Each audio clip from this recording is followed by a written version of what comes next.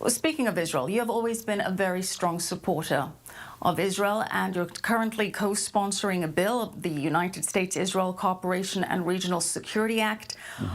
Why is it important for the U.S. to continue supporting Israel, particularly with regards to the military and Israel maintaining a qualitative military edge in the region? Yeah, well, it's important because it's mutually beneficial. Okay, there's our one true ally in the Middle East is Israel for many reasons.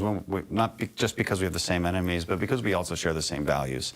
There is a technological cooperation that occurs with this funding that is highly beneficial to the United States. We get a lot of our technology from Israel. We share it.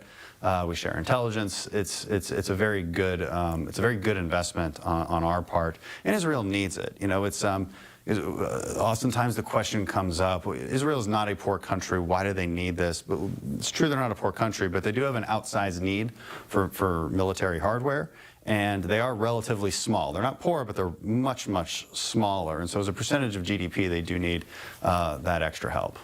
But a lot of the funds that go towards Israeli military development, in fact, come back to the United States. And that's correct, too. That's correct, too. That's right, because they come to U.S. companies. So I think it's good all around. It does support U.S. jobs in the end. Do you think you're going to get bipartisan support for this particular bill that you're co-sponsoring?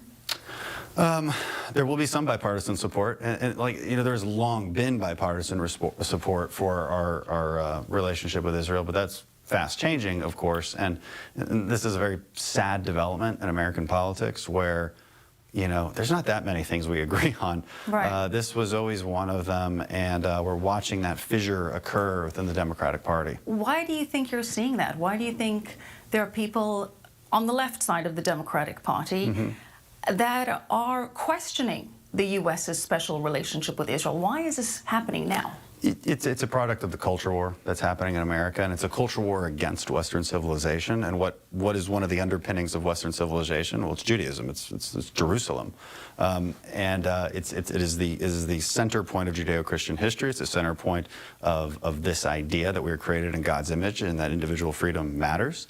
It's the center point of this idea of where our morality comes from. There's a certain segment of the left that hates this idea, so that's part of it. Now, that's a deeper explanation. That's not what they would say. They don't think they realize what they're even fighting against, but this is part of it. The other part of it is this need on the far left to see people and divide people up into oppressors and victims. And when they see what they perceive as victims as the Palestinian people, they make Israel the enemy, and they make them the oppressors. This is why this has happened. So you have to understand the psychology of the far left to understand why they're doing what they're doing. And why would you tell them that they're wrong for seeing the Palestinians as the victims? Well, just like I would tell them that there's a long history that they should be aware of before you start calling anybody the only victim group. And the reality is they're just simply misinformed. They haven't been there. They haven't actually studied the issue. They haven't looked at Israel being attacked by all sides. They haven't understood the history of Zionism. They haven't understood why Israel was created. They don't know any of these things.